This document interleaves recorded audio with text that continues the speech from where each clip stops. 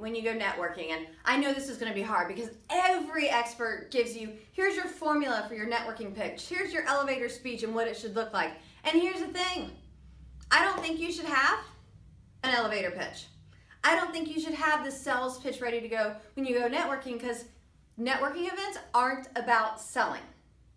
Now, this is what we call the networking disconnect, because so many people go to a networking event to sell. However, very few people go to a networking event to buy. And so if the people that are going to sell aren't going to buy, then nobody's there to make it happen, and then that's the networking disconnect.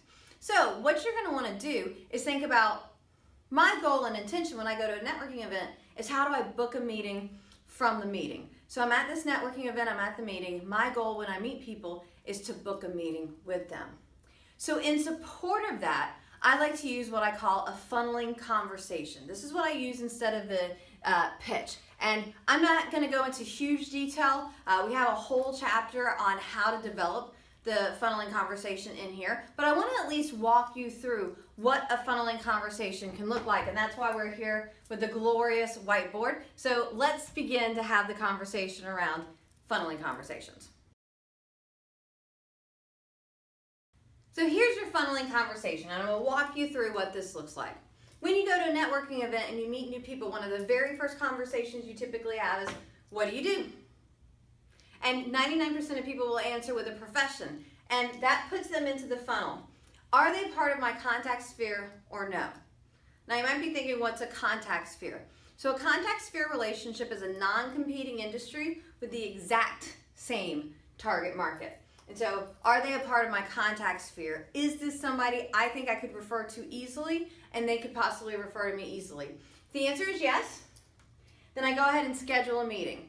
And it could be something as simple as, oh my gosh, you're an underwater basket weaver?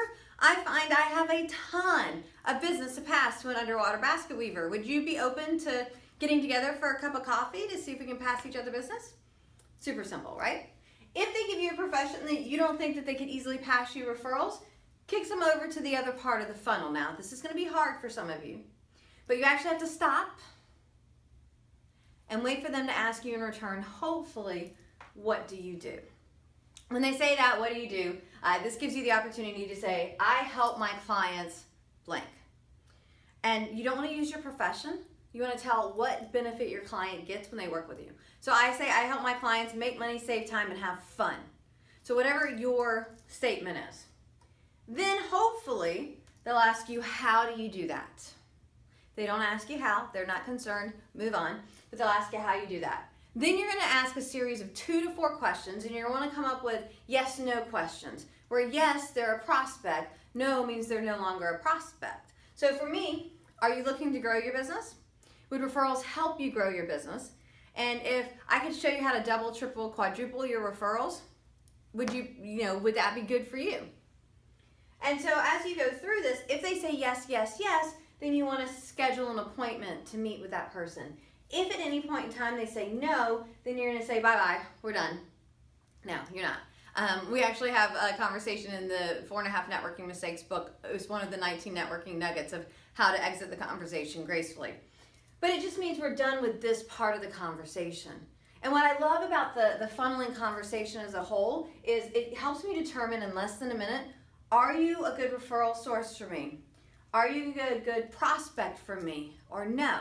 And if you're not a good referral source for me, if you're not a good prospect for me, then I don't have to book an extra meeting with you. And it doesn't mean I have to run away right away, but I'm done with this person. I've disqualified them. And then we can move on. Speaking of moving on, are you ready for mistake number 4?